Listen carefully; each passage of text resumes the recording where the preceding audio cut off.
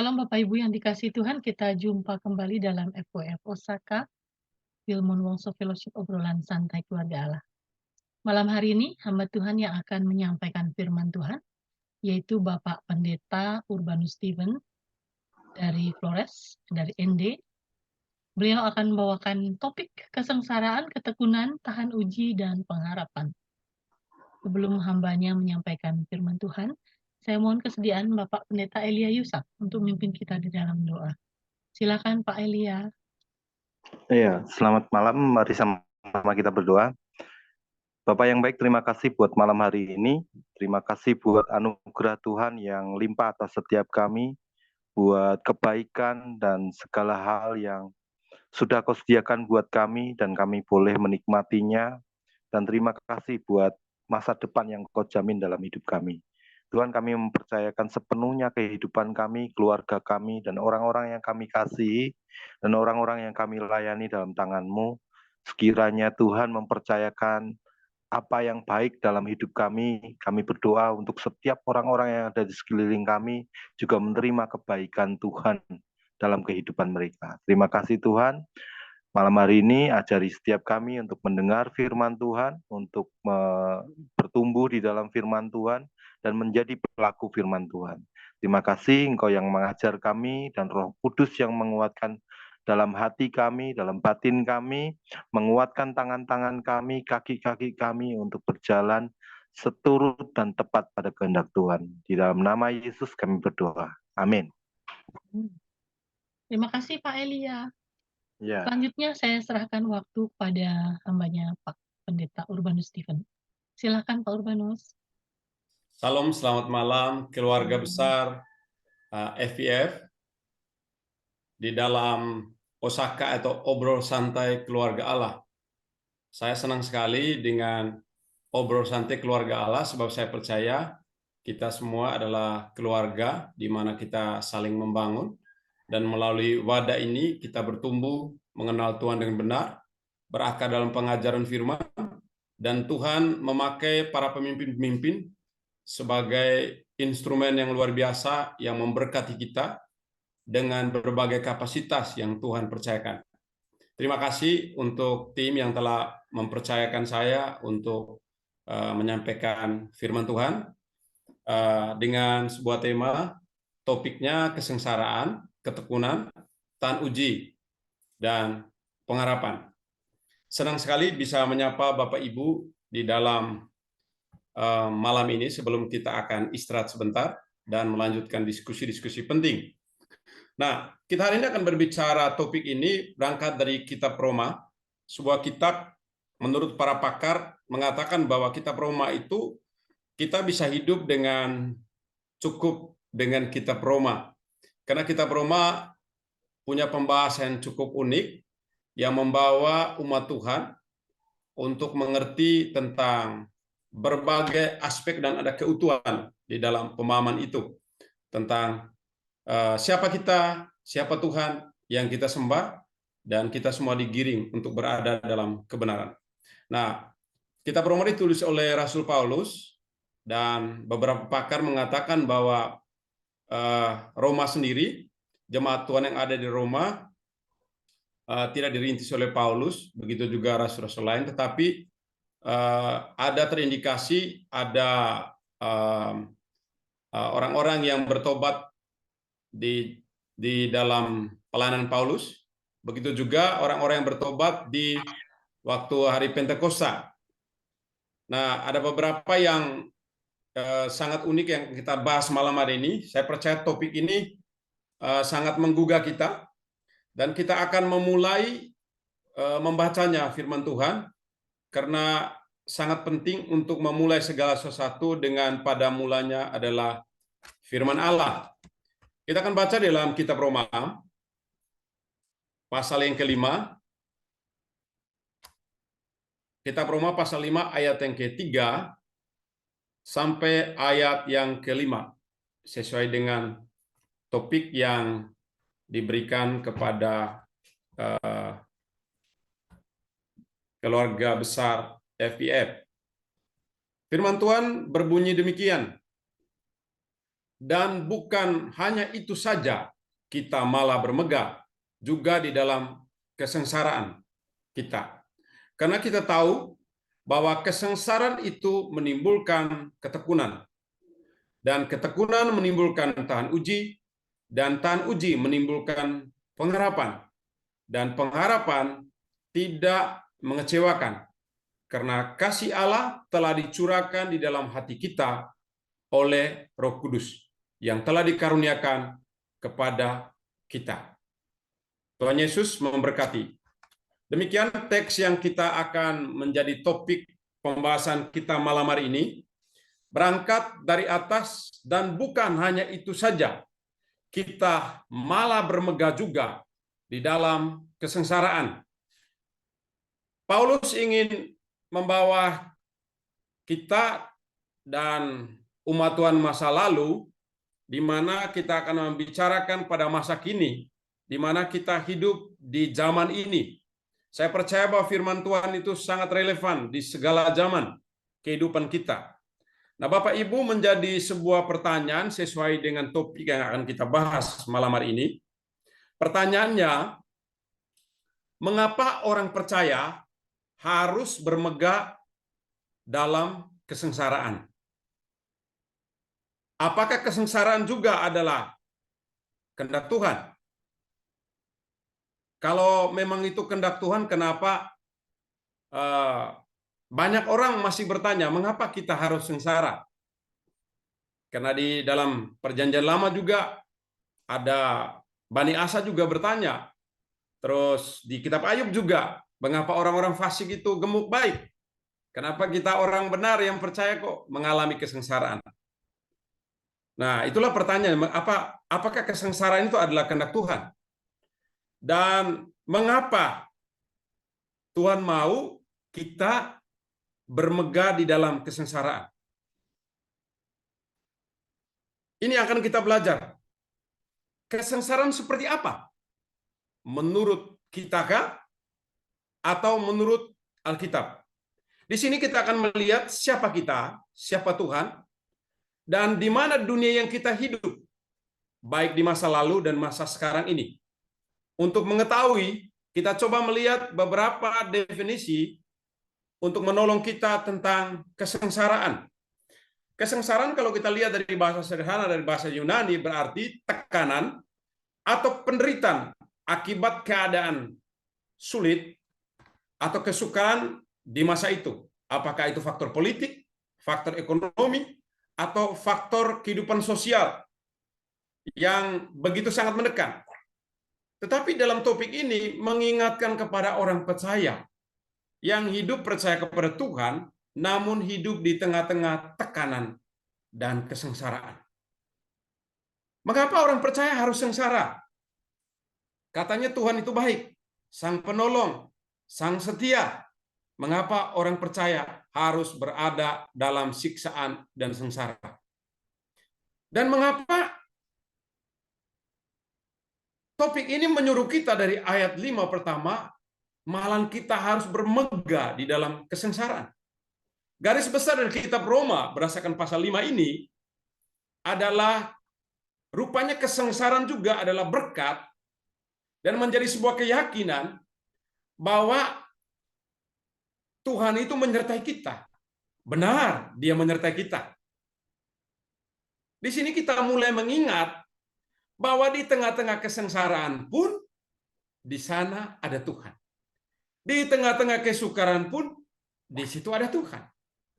Baik di strata pendidikan, strata ekonomi, strata sosial, atau kita hidup di zaman politik yang masih serba tidak pasti, ingin menolong kita bahwa semua yang diizinkan terjadi punya maksud penting bagi orang percaya.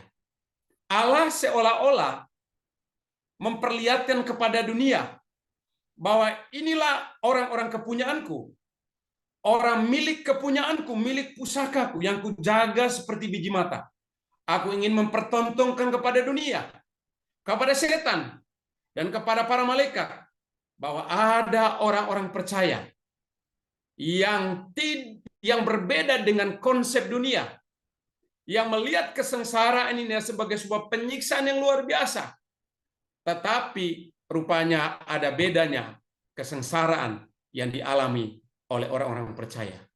Bapak Ibu, pertanyaannya, kalau Tuhan itu mengizinkan kesengsaraan itu terjadi dalam kehidupan kita orang percaya, kita akan bertanya malam hari ini, Tuhan, apa tujuanmu kau izinkan saya mengalami penderitaan? Apa tujuanmu kau mengizinkan kesukaran itu terjadi dalam hidup saya? Dan mengapa semuanya tidak fine-fine saja? Apa tujuanmu Tuhan? Rupanya topik ini mengingatkan kepada kita tidak hanya bermegah pada saat kita diberkati dalam konsep material, tetapi kita perlu harus menyadari berkat itu juga berupa kesengsaraan. Mengapa? Satu, yang pertama kita akan belajar malam hari ini. Yang pertama, mengapa kita bermegah dalam kesengsaraan? Tujuannya adalah satu, bermegah dalam kesengsaraan membuat orang percaya hidup mengalami kasih dan kedaulatan Allah. Bicara kasih di dalam bahasa Yunani adalah kalimat aktif, di mana kesetiaan Allah terhadap umatnya di masa sukar, di masa sengsara, di masa berkat, Dia adalah Allah yang setia. Oleh sebab itu, kasih dan kedaulatannya tetap ada di dalam kehidupan orang percaya di tengah-tengah kesengsaraan. Namun kasih dan kedaulatan ini tidak hanya sebagai sebuah retorika, tetapi ini harus dialami. Bagaimana kasih dunia dan kasih Allah itu beda.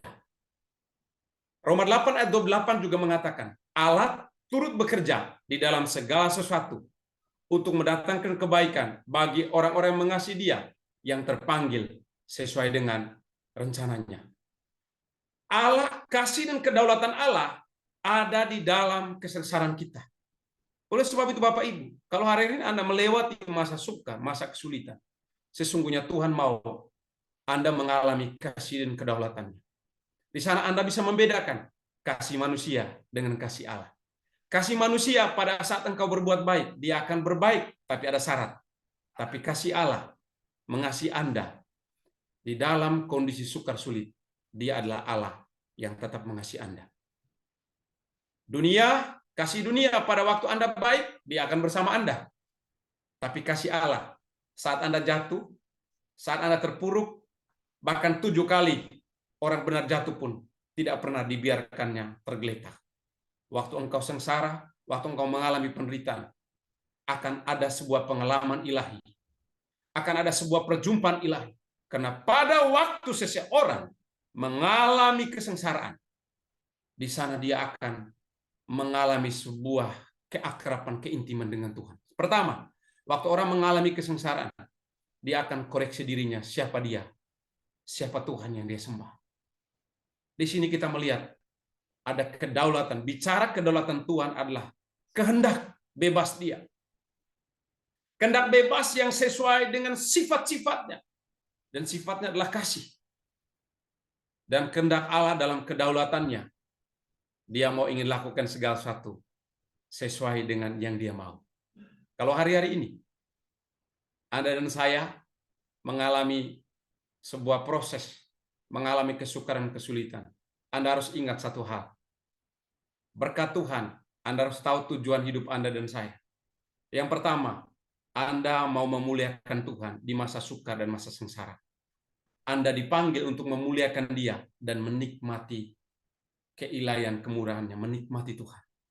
Nikmati Tuhan di masa kesukaranmu, sebab Tuhan adalah Allah yang setia. Bapak Ibu, sahabat-sahabatku, keluarga besar FVF, saya berdoa supaya kita bisa mengalami kasih dan kedaulatan Allah. Jadi, di tengah-tengah kesengsaraan, orang percaya akan mengalami kasih dan kedaulatan Allah. Dan ada beberapa hal penting saat waktu kita mengalami kesengsaraan.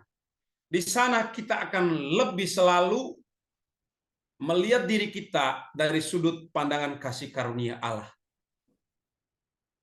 Sebagai hamba Allah, sebagai orang percaya, kita harus jujur mengakui Karena seringkali dalam dunia kehidupan, dunia IT zaman sekarang ini, orang kalau foto dirinya, dia tidak akan menunjukkan keasliannya.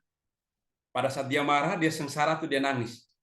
Justru dia mengedit foto itu dengan begitu indah agar terekspos, kelihatan indah. Memang itu baik. Anak Tuhan harus bertampil baik. Tapi bisakah kita jujur kalau kita pun melewati kesengsaraan? Karena Tuhan pun tahu siapa kita. Dia lebih menilai diri kita lebih jauh, lebih tahu daripada sahabat terdekat, istri terdekat, suami terdekat. Karena Tuhan lihat terlebih terdalam kesengsaraan yang kita alami di hati kita. Mengapa kesengsaraan itu Tuhan izinkan? Ada hal yang lebih penting, supaya engkau tetap berada dalam kasih karunia-Nya. Engkau bermegah dalam kasih karunia. Paulus adalah seorang rasul. Dia bisa bermegah tentang penglihatan karunia yang Allah berikan dalam dia secara luar biasa. Pemakaian Tuhan secara luar biasa.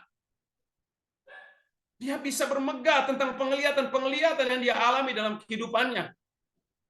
Tetapi pada waktu dia mengalami utusan iblis atau hal penyakit yang dia derita dalam kehidupan, ada beberapa komentar mengatakan ada penyakit yang dia derita. Tetapi ada versi lain mengatakan utusan iblis yang mengocok dia. Dan dia sudah berseru siang dan malam. 3 kali dia berseru. Itu bicara tentang apa? Bagaimana Paulus mau itu tercabut. Semua kita bisa. Kita mau supaya tidak ada kesengsaraan dalam hidup kita. Tetapi kalau Tuhan taruh duri di dalam daging kita, ada maksud penting Tuhan. Supaya engkau bermegah di dalam kasih karunia-Nya. Engkau tidak bangga dengan harta benda, fasilitas, semua yang ada. Engkau bisa berkata, ya Tuhan, hari ini karena kasih karunia-Mu aku hidup, aku bergerak. Aku ada. Kalaupun kesengsaraan yang saya alami, kesengsaraan yang kita alami dari Tuhan, itu membawa kita semakin dekat, intimasi dengan Dia. Dan kita bisa berkata saat tidur bangun, kita berkata, Tuhan, benar Engkau hadir, benar Engkau nyata. Di tengah kesengsaraan, orang akan menyadari, mempersiapkan dirinya untuk hidup dalam kemuliaan Tuhan yang ajaib. Jadi, Bapak Ibu, kalau hari ini kita mengalami berbagai kesengsaraan, bahkan ayat-ayat lain, referensi lain yang mengatakan bahwa waktu orang mengalami kesengsaraan, di sana dia akan menyucikan dirinya, dia akan lebih banyak merenungkan dirinya di hadapan Tuhan. Kalau kita lihat sendiri dalam konsep Salomo, waktu dia masih muda, dia tulis kitab Kidung Agung. Waktu dia dalam posisi kepemimpinan, dia menulis kitab Amsal. Dan akhir hidupnya dia menulis kitab Pengkhotbah.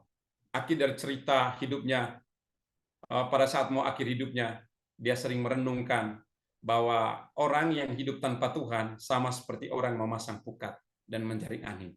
Dan saya berdoa malam hari ini, setiap kita termasuk saya, kalau ada proses yang diizinkan Tuhan terjadi, itu bukan karena Tuhan tidak baik, tapi justru kebaikan Tuhan.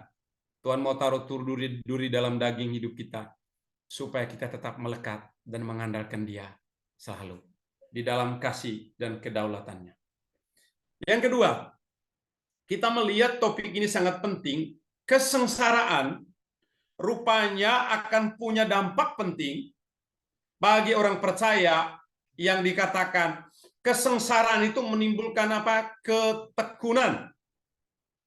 Kata ketekunan itu dari kata tekun berarti bertahan dalam situasi sulit. Lawan kata tekun ini adalah kata patah semangat. Seringkali orang kalau melihat dirinya tidak dari sudut kasih karunia Tuhan, maka dia bisa patah semangat. Mengapa penyakit menggerogol hidup saya? Kenapa saya tidak hidup indah seperti yang lain? Kita mulai bandingkan diri kita dengan yang lain. Bapak, Ibu, saudara-saudara yang diberkati dalam kasih Tuhan kita Yesus Kristus. Kata tekun di sini berarti kita mau bertahan di tengah-tengah kesulitan. Kata tekun merupakan ciri penting hidup orang Kristen dewasa. Ingat, orang yang mengalami kesengsaraan selalu ada hikmat, wisdom understanding and knowledge. Di mana kehidupannya itu pengalaman hidup di dalam kesengsaraan. Dia akan mengalami begitu banyak. Dia mendengar dengan jelas apa yang Tuhan mau dari hidupnya. Dan di sana dia akan masuk pada tahap kedewasaan. Bapak Ibu yang diberkati dalam kasih Tuhan kita Yesus Kristus. Kita akan melihat ciri-ciri orang dewasa berdasarkan Alkitab. Yakobus pasal 1 ayat yang ke-12. Bisa menunjukkan slide? Kita baca di dalam Yakobus pasal yang ke-1 ayat yang ke-12. Yakobus pasal 1 ayat 12. Bunyi firman Tuhan demikian. Dikatakan begini. Berbahagialah orang yang bertahan dalam pencobaan. Sebab apabila ia sudah tahan uji, ia akan menerima mahkota kehidupan yang dijanjikan Allah kepada barang siapa yang mengasihi Dia.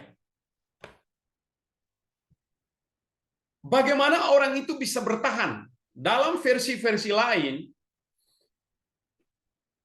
orang pencobaan itu tidak datang daripada Tuhan. Kenapa?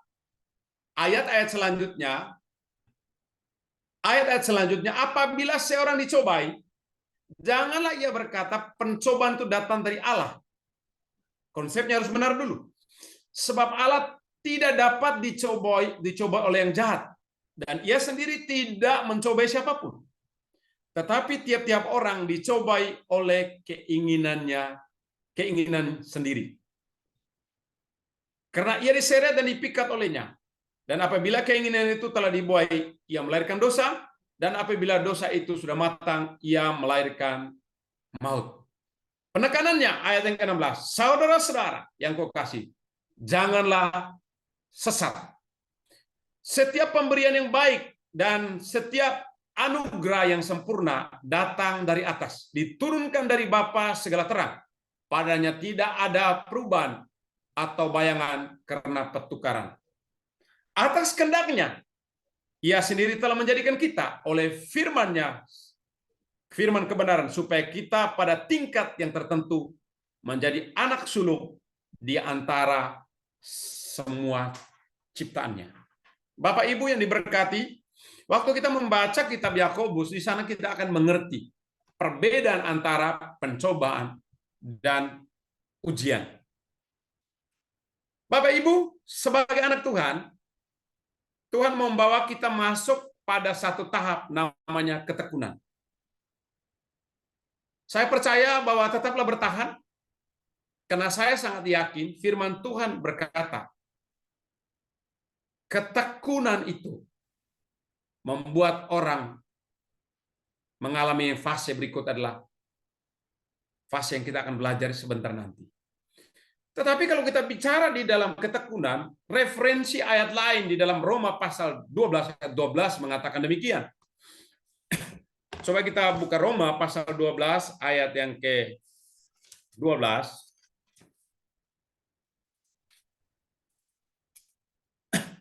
Roma 12 ayat yang ke-12.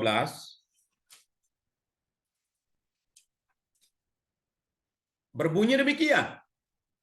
Bersukacitalah dalam pengharapan, sabarlah dalam kesesakan, dan bertekunlah dalam doa.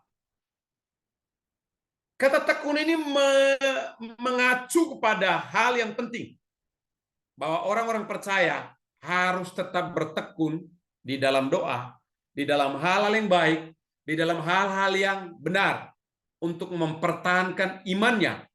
Karena Anda dan saya adalah suratan terbuka yang Allah pertontonkan kepada dunia, bahwa inilah umat Tuhan yang berkualitas. Di tengah-tengah kesengsaraan, dia tetap ada dalam kasih karunia Tuhan. Dan dia mengalami kasih dan kedaulatannya. Dan dia mengalami kehidupan, dia tetap tekun untuk mengikuti Tuhannya. Kolose 4 ayat yang kedua mengatakan demikian. Kitab Kolose bisa kita buka dalam kitab Kolose. Kolose pasal 4 ayat yang kedua.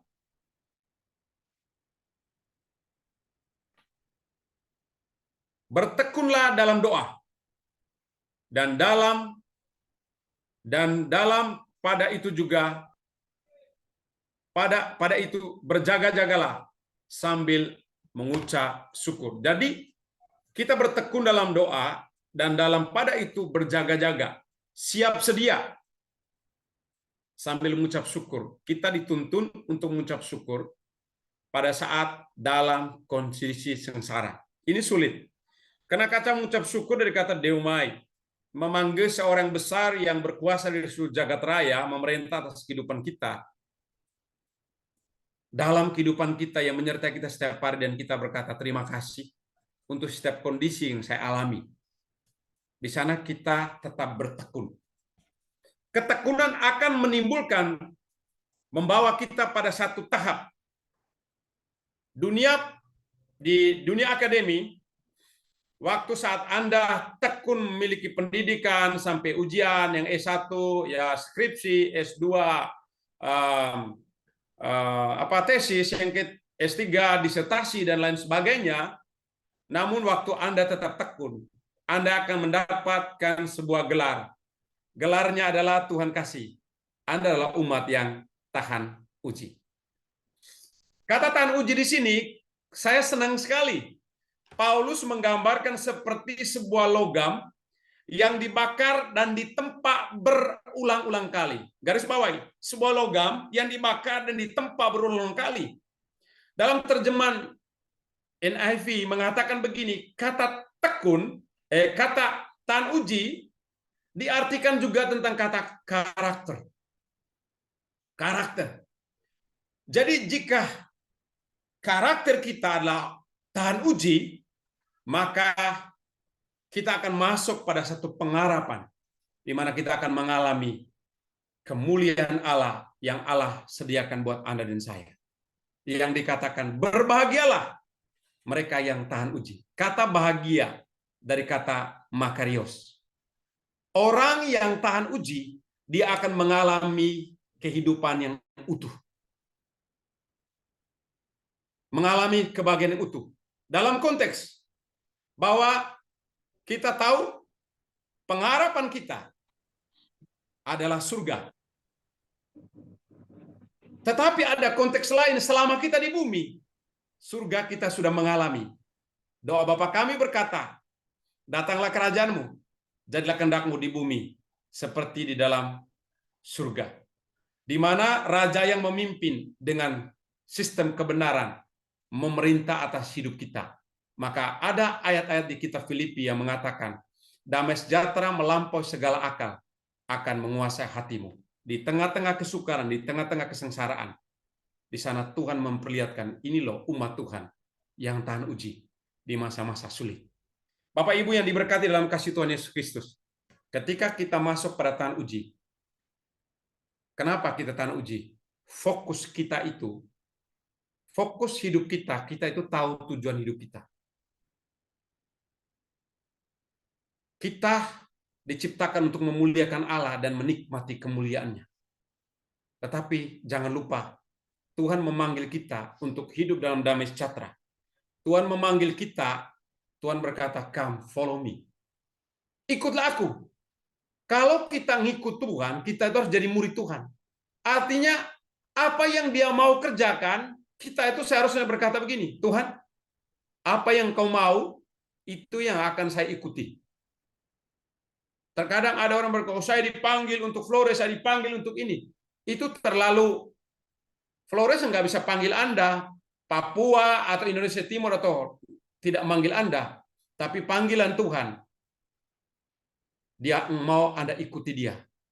Kalau Anda ikuti dia, kalau dia mau suruh Anda ke Vietnam, ke Somalia, kemanapun, Anda mengikuti Kristus. Dimanapun Kristus berada, di situ pelayanannya berada. Ikut Kristus, di rumah tangga Anda bisa melayani dia di sana. Pelayanan itu terlalu luas. Oleh sebab itu hari ini, pengharapan kita adalah pengharapan yang tidak pernah mengecewakan. Oleh sebab itu Bapak Ibu, pengharapan dari kata bahasa Latin adalah spes. Pengharapan itu punya sebuah fondasi. Letak dasarnya adalah kebenaran yang kita dengar. Roma 10 ayat 17, iman timbul dari pendengaran firman Kristus. Pengharapan yang kita belajar di sini adalah karena apa? Pengertian Allah telah bertindak menolong hidup kita. Dia menyelamatkan kita dengan cara yang unik karena kasih karunia kita diselamatkan. Dengan cara yang unik. Allah telah bertindak. Inisiatif Allah datang mencari dan menyelamatkan yang terhilang. Allah telah bertindak menyelamatkan kita. Dan pengharapan yang akan datang, Allah akan bertindak. Allah akan memenuhi janjinya. Kita meresponi dia. Karena saya percaya, di dalam kasih dan kedaulatannya, kita yakin, pengharapan ini punya fondasi. Di dalam Ibrani 11 ayat yang ke-1, kita akan lihat dasar Alkitab. Ibrani pasal 11 ayat 1. Ibrani pasal 11 ayat yang ke-1.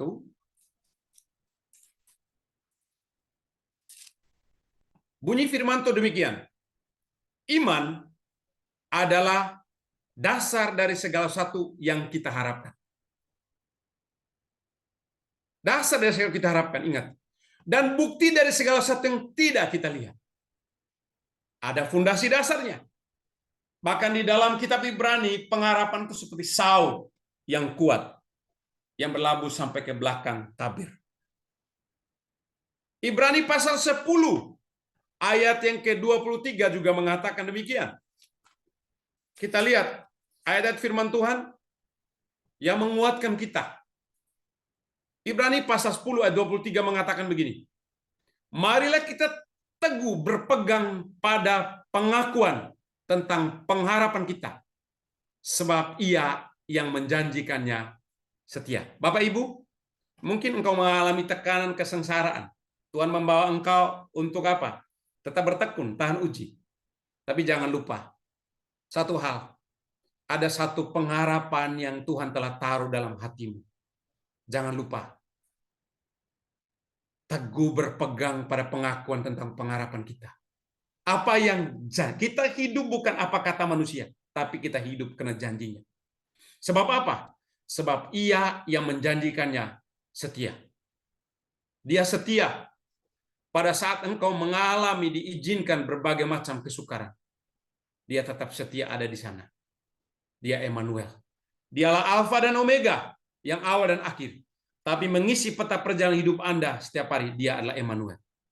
Saya berdoa malam hari ini. Jangan menyerah.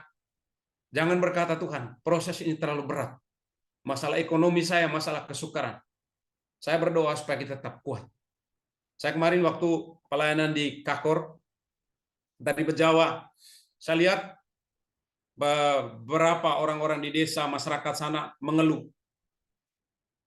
Sawah mereka, kan ada proyek besar-besaran tentang bendungan dan buat selokan. Dan beras sekarang sudah naik ke 16. Bahkan ada di desa yang sudah 17. Di Lembor, tempat yang sawah begitu banyak. Dan yang paling fatalnya lagi, pisang-pisang yang untuk mereka makan, pisang-pisang kena hama habis. Saya bersyukur di Ende, puji Tuhan, kami hidup bersama Mama Lan, Bapak Yos. Kami punya pisang-pisang di sini tidak kena hama. Mereka di sana habis. Pisang itu buah begitu begini, di dalamnya hancur semua. Mereka sulit untuk makan. Saya ketemu ada satu ibu.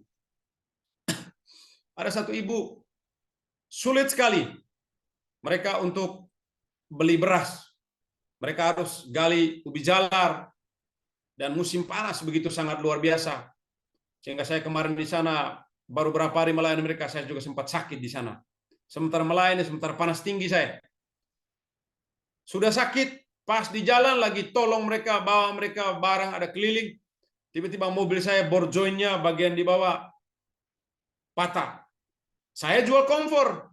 Saya berpikir, ya kompor ini saya jual 6 biji, saya pulang, ya bisa untuk beli tambah beras, untuk makan minum bersama anak-anak kami di tempat ini. Tapi hasil akhirnya apa? Kompor yang saya jual untuk untung itu semuanya harus ongkos ke beli salib kruis itu. Dan saya pasang, dan saya mulai merenungkan, Tuhan, saya ini melayani Tuhan. Menolong orang. Saya suruh mereka juga jual kompor, jadi mereka bisa dapat untung 100.000. Dan saya lihat mereka waktu kita hadir, dan saya mengucap syukur sama Tuhan bahwa ada jemaat Tuhan yang berikan hikmah. Di masa sengsara, anak Tuhan itu kalau hubungan baik dengan Tuhan, mereka dapat hikmah. Ada ibu-ibu, mereka mulai buat kompian, jual dari rumah ke rumah.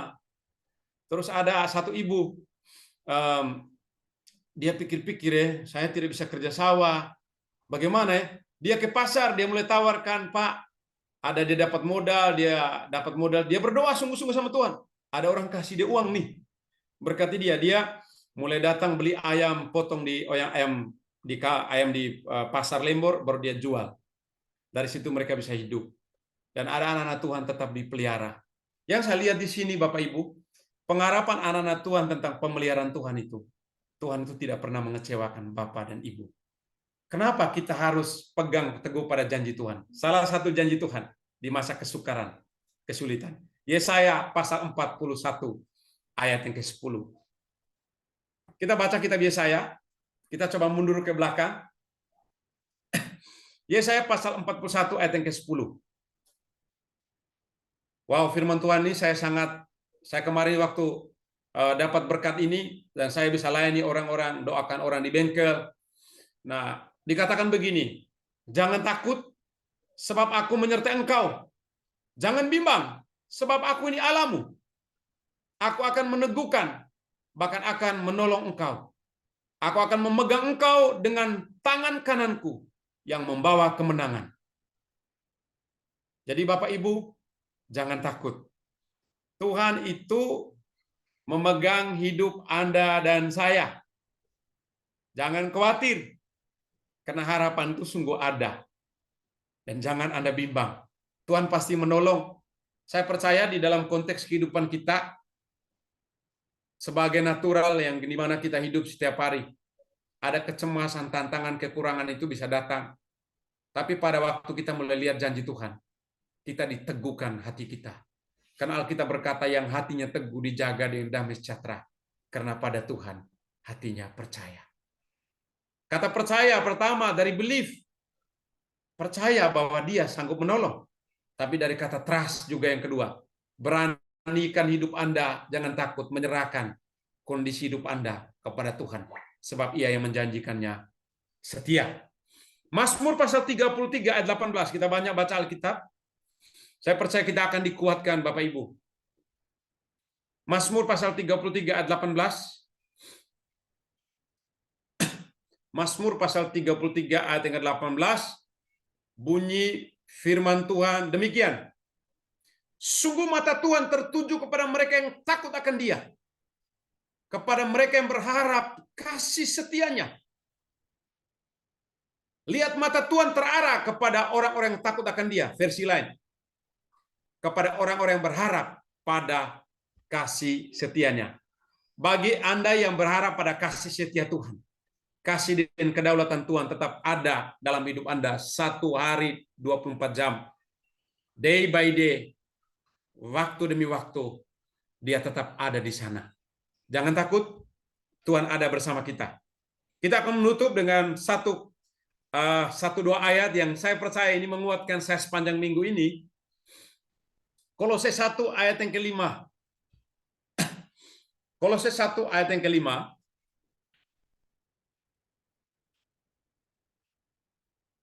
Jangan menyerah, jangan putus asa, jangan takut. Karena tujuan kita mengikuti Tuhan, kita punya sebuah kepastian. Dia sediakan surga buat Anda dan saya. Oleh karena pengharapan yang disediakan bagi kamu di surga. Tentang pengharapan itu telah lebih dahulu kamu dengar dari firman kebenaran, yaitu Injil.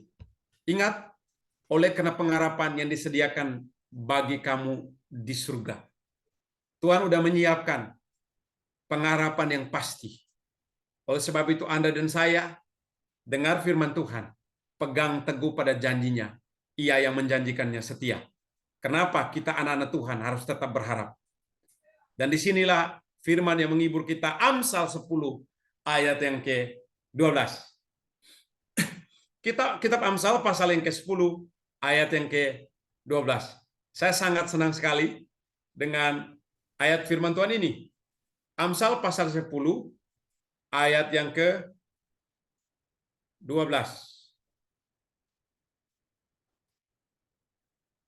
Kayaknya saya salah tadi lihat ya. Ya, harapan orang benar tidak mengecewakan. Amsal, saya salah tulis tadi kayaknya. Harapan orang benar. Coba klik. Ya, Amsal 10 ayat 28, sorry. Ya, betul. Betul sekali. Harapan orang benar akan menjadi sukacita. Tetapi harapan orang fasik menjadi sia-sia. Bapak Ibu bukan orang fasik. Bapak Ibu punya Tuhan. Bapak Ibu punya firman. Bapak Ibu punya Roh Kudus. Bapak Ibu punya persekutuan orang-orang benar yang saling menguatkan siang dan malam. Dan di dalam persekutuan itu ada janji Tuhan yang menguatkan Anda dan saya. Mungkin hari ini Anda sementara bergumul dan penyakit. Mungkin sementara mengalami kesengsaraan, tekan, dan berbagai macam hal. Ingat, Tuhan sementara memperlihatkan Anda kepada dunia dan iblis. Tuhan ingin memperlihatkan ini suratan terbuka. Mereka juga mengalami kesengsaraan, kesulitan. Tetapi mereka adalah suratan terbuka. Bahwa di tengah-tengah kesengsaraan, kesulitan hidup mereka, mereka tetap percaya kepadaku. Mereka tetap menyembah padaku.